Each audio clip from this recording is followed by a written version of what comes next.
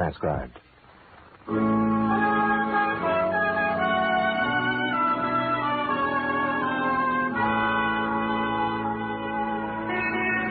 Broadway's my beat, from Times Square to Columbus Circle.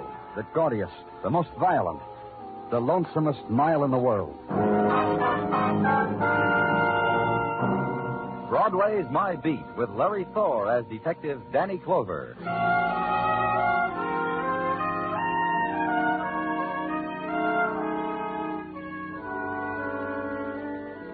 The time of September was too swift. It whirls now in pools of chill twilight, scans the river for the waters where it will die. And autumn has a good hold on Broadway. And the street gives in, stops fighting it, opens a closet to the top coat and the credit plan dyed fur. And blow the dust away. And here's what is left of the hoarded summer laughter. The budgeted dreams for beachwear. Useless now. So call up someone, make a joke about it. It's autumn on Broadway, and the fashion is changed. Because night is colder, night is longer. And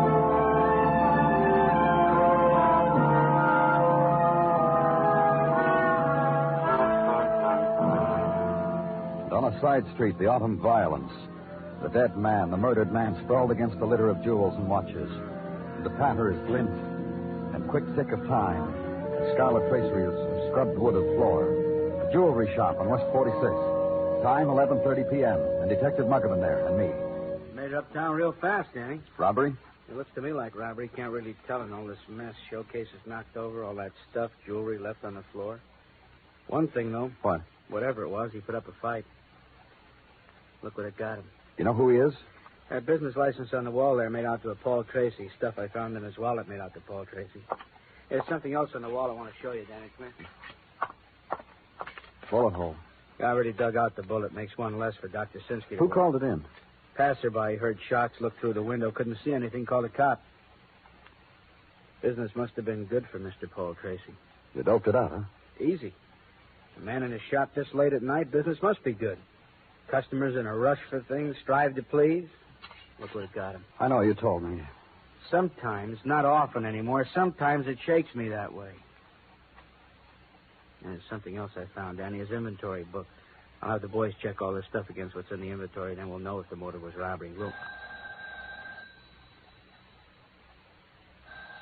I'll get it.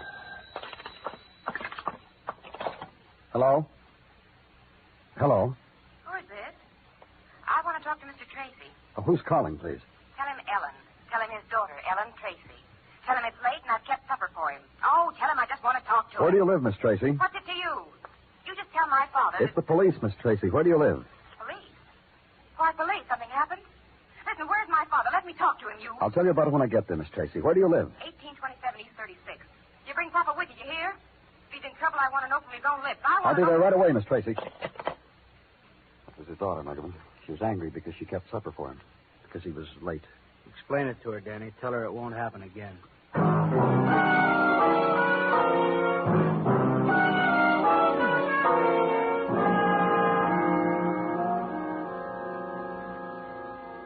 Dead? My father? Tell me. Tell me again what you just said about my father. Listen. He's not dead. I'm not going to believe it. You can stand there and tell me whatever you want. I don't care what you have to say. I'm not going to believe that my father is dead. He was shot, Miss Tracy. The way it looks, robbers. Yes. Why do you say that? I told him. How many times did I tell him, don't work late, Papa? You're crazy to work late. A little shop on a side street all by yourself. And now it's happened. Robbers. Thieves and robbers, and my father is dead. What do you do, Miss Tracy? What? Do you work, have a job? Yes. Well, that's what I want to know. What do you do? I take care of my father. He's a baby. I had a job. You took care of him, that's all you did? All I did. Listen, I'm you... sorry, I didn't mean it that way.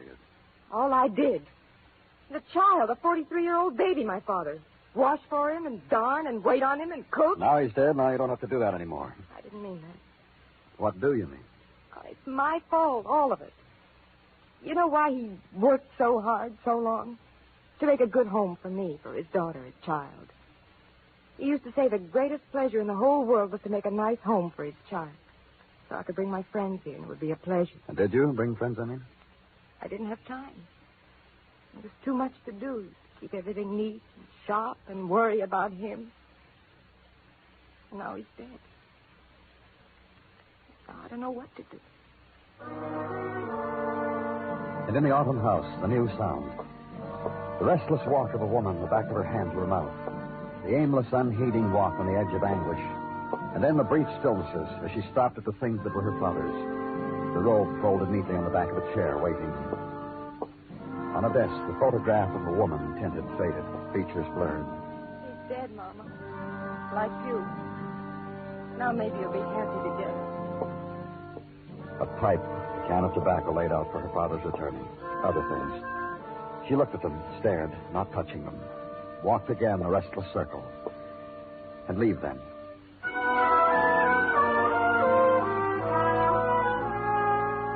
And for a while drift with ebbing night, to crowd, to lighted places, to quiet streets. Then to the room and sleep. And in the morning, it's still with you. The murder of Paul Tracy, jeweler. And at your side, being a big help, Sergeant Gino Tartaglia. Or as he put it... You agree with the verdict, Danny? What verdict, Gino? That I am a good man to have around in a pinch. You agree? You took a poll, and that was... So far, I have canvassed only Mrs. Tartaglia. Mm-hmm. Last night, I put the question to her. I said, what kind of a man am I, Mrs. Tartaglia? She thought about it a while, then she came up with, you are a good man to have around in a pinch, Mr. T. It was a subject for discussion in the Tartaglia household all through breakfast this morning, I can tell you. Oh, sure it was. Is there anything else you want my opinion on, Gino? I am so inclined, but who's got time? We must to work. Anything you say. That inventory Detective Muggerman found in the shop where the jeweler Paul Tracy was murdered. What about it? Give me a word edgewise, Danny. I'll give you what's about it. The list has been checked against the articles of jewelry, etc., found on said premises at the time of the murder. And these items that are here underlined are missing.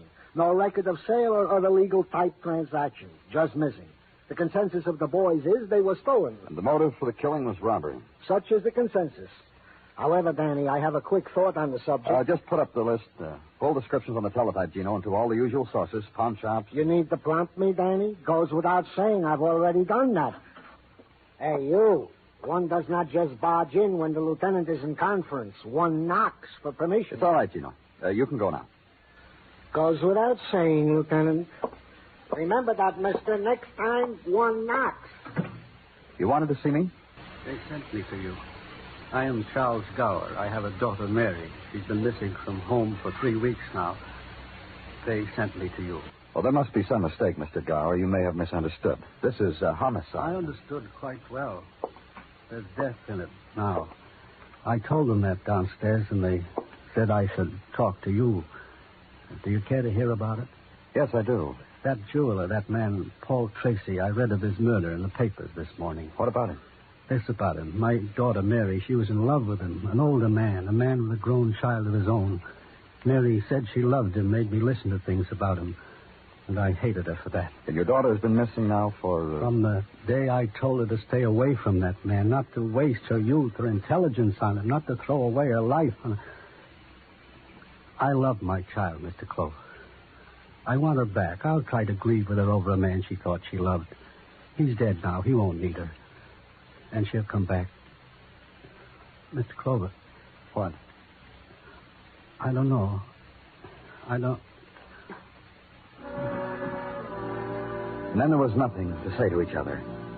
Space between us and silence, composed of a man's loneliness and mute pleading and heartbreak. It held for an instant, and he broke it. His lips moved as if trying to shape a smile, trying to give notice that he would do what the world expected of him, be brave, be a man. But he was a father with a lost daughter, so he just turned and walked out of my office.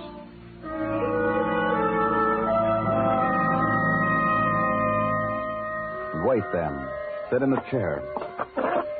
Turn it and look out the window. Make wordless appraisals of what was on the streets, what things, people, circumstance, which conspired with time to make a man be murdered in his shop, and a girl missing. What things? And it's interrupted. A real fast one, Danny. What is? A call in from a pawn shop. Someone tried to get rid of Mr. Tracy's jewels in a hurry. Here's the address, Danny. Get me a squad car.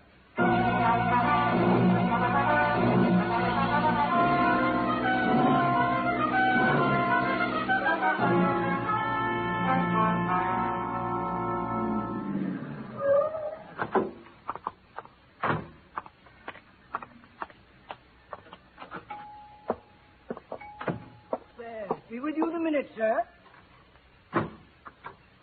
Yes, what can we do for you today? We're from the police. We got a call a little while. Yes, we did. Credentials? Yes, we are indeed from the police. Forgive us for slamming our safe in your face. Don't mention it. Here is the item we phoned about. Who pawned this bracelet? A young lady. The information we want is on the stub here, attached to the bracelet. Mary Gower, 1717 East 3rd Avenue, apartment 2C. And that's What did she look like? Frankly, I couldn't say. Not a beauty. I would have noticed if a beauty. Not her, not that one. No, indeed. It was a busy time. I didn't particularly notice. Short, fat, tall, what? It was a busy time. I didn't Oh, I particularly... see. The bracelet itself is not of great value, but it has a very good salability. You know, a few diamond chips in this double heart clasp.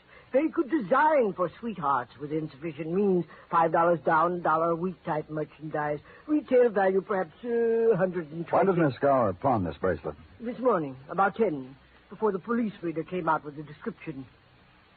We'll want to take this with us, won't we? Yes, then we'll sign this, please. Mm-hmm. Yes, we want to protect ourselves, don't we? Ride to 3rd Avenue now. Short tour of the city at twilight. Crowd that funnels into subway. Heroes with automobiles and the jaywalkers who are not afraid of heroes. Turn off Broadway and east. And mostly crowd who walk home. They walk slow. And find an address. The brownstone is tenement. His hallway of damp plaster, naked, where the wallpaper is given up and fallen away. His stairway of curved steps, and don't lean too hard on the banister. His doorways with numbers in marking pencil.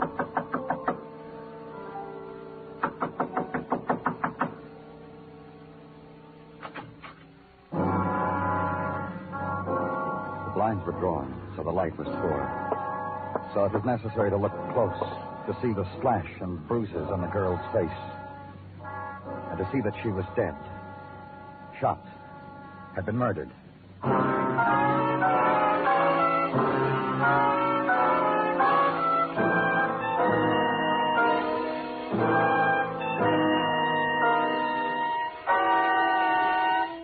You are listening to Broadway's My Beat, written by Morton Fine and David Friedkin, and starring Larry Thor as Detective Danny Clover.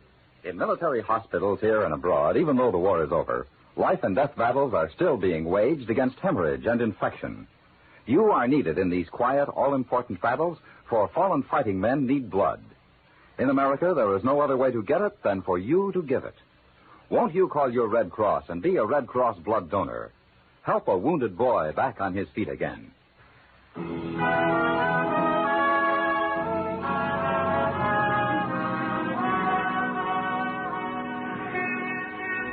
When September dies and the river wind takes over, Broadway is faced with something new. A sudden, swift chill that races through the clots of crowd, is lost, comes again and brings to mind the image of wool sweaters and earlier darkness and far-off frosty sounds. And twilight is brief. It hangs suspended for moments, darkly pink. It is gone, too. So hurry to this place, to that, home, or to a phone booth, or into the night time that forever winks a promise.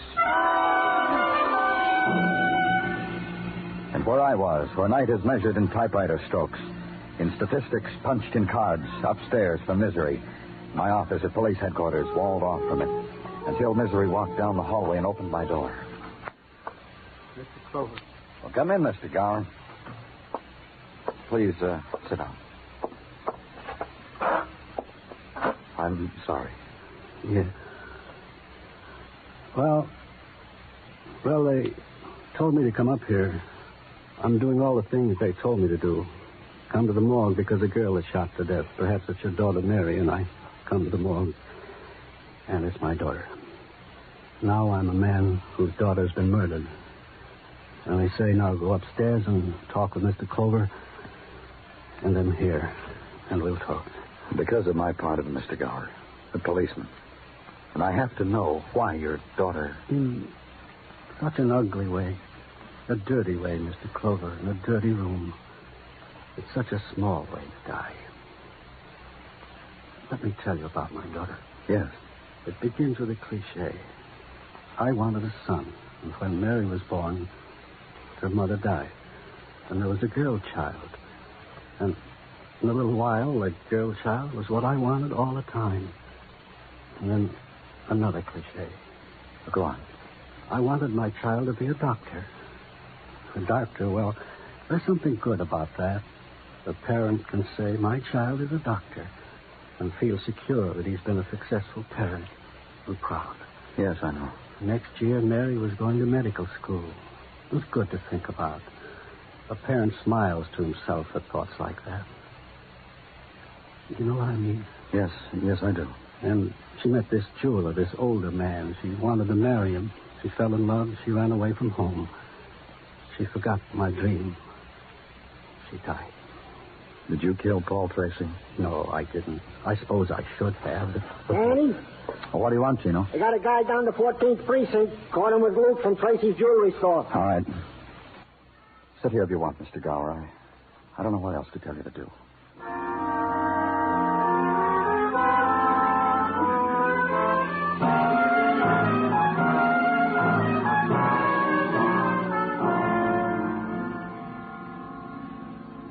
Look, mister, what makes me such a big pudding? Everybody around here pokes a finger at me, says I'm a thief, I'm a liar, I'm a criminal. They even send up town for reinforcements. You gonna poke too? Mr. Cork. I'm nothing, I keep telling them. Now I tell you I'm nothing. I can't do you no good. You were picked up with stolen jewelry on you. Stolen, bought, lost, thrown away. Who knows? Who cares? Happens I was strolling through an alley. Happens I noticed several shiny items behind a trash can. Naturally, I investigate. I always do. All of a sudden, I get lucky. You said several. You were picked up with one, a garnet bracelet. What happened to the others? Let me run it down for you, huh, mister? There was this bracelet you mentioned. There was also a lavalier, a necklace, a brooch, a couple of rhinestone clasps. You know, go here on a girl's dress. What did you do with them? Look, I'm a lonesome type fella, mister. My name is John Cork, and very often it happens to me I get lonesome. Don't play it too big, Mr. Cork. There's murder in this one. Murder? They didn't tell me. The boys, the pokers, they didn't tell me murder. The jeweler those things were stolen from, Paul Tracy, and a girl, Mary Gower. I'm sorry for them. I'm sorry they died like that. All right, you're sorry. Did you kill them? What's with you guys? First I'm a thief, now I'm a killer. That's how you get your kicks. That's how you fill in the lonely hours in between. Tell me what you did with the other jewelry. So I tell you then what? How many crimes you going to accuse me of? Tell me. I found the stuff. I pinched my cheeks how lucky I was. I went to a bar. 3 ladies were sitting at a table. They impressed me. They were lonely, like me. So I introduced myself. Then what? Then what is we went to the apartment of one of the ladies. We sat around. We talked about life and such. We danced to the gramophone. Passed out prizes to the best couple. That's what happened to the rest of the jewelry. Who were they? Where do they live? I just don't know, mister. It got real loaded out. I don't know. If I saw one of them ladies right now face to face, I wouldn't remember. It could cost me, huh, this lapse of memory? Yeah, it could. Let's go, Mr. Cork. Have him released into your custody. Ride with him the streets of early autumn. And John Cork's running commentary on swift drifting night images of women. And at headquarters, book The Forgetful Man, the lonesome type man for armed robbery, for suspicion of murder. And for an instant, he clutches your coat, makes a pleading sound. Hey? Gives it up. And upstairs to the office. And sit with it in darkness, because it's a thing of shadows, quiet, grieving. And the beating of a girl, Mary Gower, about the face, then the killing of her. And the man, Paul Tracy, she had loved. Reflected light dances on dark walls. Sit with it. Danny? Side, Muggerman, come on in. You got an objection to electric light? Here it don't cost. Well, maybe I shouldn't have turned them on. I wouldn't notice how beat you look. You got something, Muggerman? Yeah, but it could wait a little while if you want. What is it? A couple of things. That room where you found Mary Gower? What about it? It wasn't hers. Paul Tracy rented it 3 weeks ago. Paid a couple of months' rent in advance. Anything else? Boys from Technical been scrounging around the jewelry shop where we found Paul Tracy. Yes? Yeah, bloodstains on the floor weren't all Tracy's. They got a slide down the lab with scrapings on it that matched Mary Gower's blood type. RH factor, exactly. Technician Gordon was very positive about it. Something else, Danny. What? I got on my desk Dr. Sinsky's report of his examination of Mary Gower. You remember that flesh wound on her head? Made by a bullet. Several hours before her death. Then she was in the shop when Paul Tracy was killed. Uh-huh. And another thing. What? When you found Mary Gower, she'd already been dead for close to 3 hours. She was... Danny? Hey, I'm talking to you. Look up the number for Reeves' pawn shop, huh, Muggerman? Well, sure. Here it is, Danny. Murray Hill. Call him. Get him down here.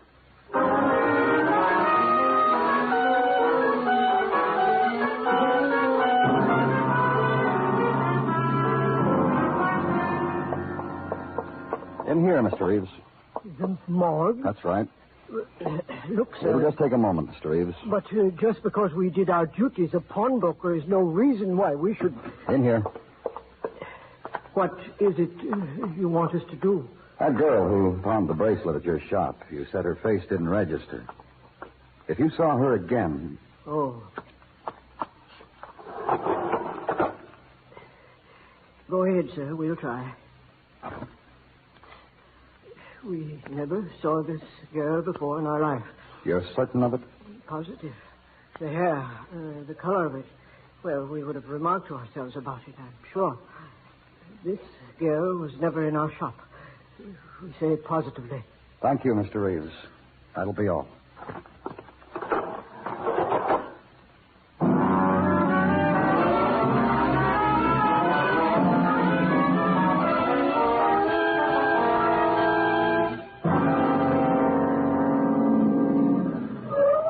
Let's go, Margavan. Yeah.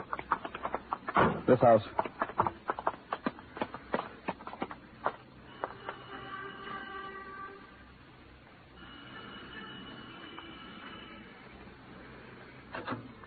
Yes? Oh, Mind if we come in, Miss Tracy? it's pretty late. Oh, it won't take long. Oh, I'm sorry, Miss Tracy. This is Detective Margavan. Yes? Just let's go inside. Well, I don't see what... We'll tell you about it. All right. Miss Tracy. Go ahead, stare, look around. I haven't touched the place. Take off my shoes. They stay there in the middle of the room. Cigarette ashes on the floor. See? Dust. Dust on everything. I don't have a father anymore, Mr. Clover, so I'm not a daughter, so I'd like to be a good one. It hits you hard about your father, doesn't it? You see what's happening at this house? It's happening to me. Now, what do you want? There was an item in today's paper, Miss Tracy, about a girl. Which one? The one who wears a fur bathing suit in her shower? The one who had triplets? Or The one who was shot to death in a room on 3rd Avenue. No. No, I didn't see it. I'll tell you about it. What for? Listen, Miss Tracy, early this evening, I found a girl shot to death in a room. There was a bullet wound on her face, and another, the one that killed her. I don't care what happened to her. What's it got to do with me? The lieutenant was trying to explain something to you, Miss Tracy. Let's listen to the lieutenant. Look, it's late, and I'm tired, and I've You've been through a lot, Miss Tracy. We appreciate that. So let's all just be quiet and listen to the lieutenant. The girl I'm talking about was named Mary Gower. She got the bullet wound on her face a few hours before she was killed. She was shot again, Miss Tracy. What's all this got to do with me? The name was Mary Gower, and she loved your father, and your father loved her. Miss Tracy? She was a young, lovely girl, and your father loved her. No. No. No, what? No. No. That's not going to cut the truth out of your mind, Miss Tracy. He didn't love her. Oh. Be sensible. My father was an old man. 43? That's not old. Maybe to you. Not to a man of 43. Did you ever see that girl? A young snip. She didn't even know her own mind. About your age, Miss Tracy. Oh, say it prettier. No more. She's dead. She's been murdered. Last night, when your father was killed, there were 2 shots fired. One killed your father. One was found in the wall of his shop. And that's how we know Mary Gower is with your father. She loved him, and she killed him. Now, cut it out, Miss Tracy. She didn't kill him. If anybody in the whole world knows that better than anybody else, it's you. She killed him. Mary had a bullet wound on her face from the bullet that was lodged in the wall. You tried to If kill it her, wasn't then... for her, my father would still be alive. 2 girls loved your father, you and Mary Gower. Now he's dead. How come, Miss Tracy? Why did you kill him? I tried to kill her. He grabbed me when I pulled the trigger. She ran out of the store. My father fought me. He fought me. He hit me, his daughter. The way I took care of him, he hit me. Well, there was a struggle and the gun went off. Is that it? No, it was no accident. I shot him. I meant to shoot him. All I worked for, the way I worked, nothing. For that girl, he hit me. He hit me. And later, you went to the room where Miss Gower was staying and you shot her. I told him my father was dead. She didn't cry. She just stared at me. She shook her head. I slapped her across the face, but she just sat there and shook her head, and I killed her. You planted a bracelet in the pawn shop in Mary's name to make it look like she killed your father. Then you threw the rest of them away. What did he want with her? He had everything. You? Me. He was happy. And he was alive. Let's go.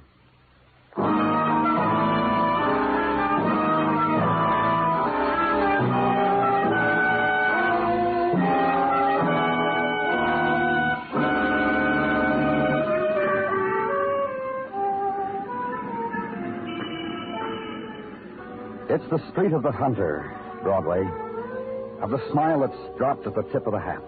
And the lights are flung from windows, out of doorways. And you walk a pavement spangled with 1,000 colors. But between the lights, that's where darkness is. It's Broadway, the gaudiest, the most violent, the lonesomest mile in the world. Broadway, my beat.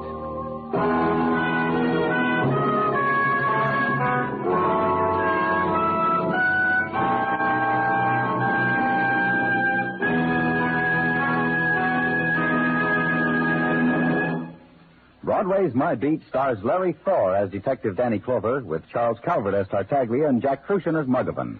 The program is produced and directed by Elliott Lewis, with musical score composed and conducted by Alexander Courage. In tonight's story, Lillian Bayef was heard as Ellen. Featured in the cast were Herb Butterfield, Billy Hallop, and Junius Matthews. The weather will be perfect for a hoedown tonight, no matter what it's doing outside, provided you take said hoedown via CBS Radio. It's Saturday night country style from coast to coast, when the Star's Address takes you to Dallas for the big jamboree and to Knoxville for the Tennessee Barn Dance. Don't be a square, be a square dancer tonight over most of these same stations when CBS Radio cuts loose with Saturday Night Country Style.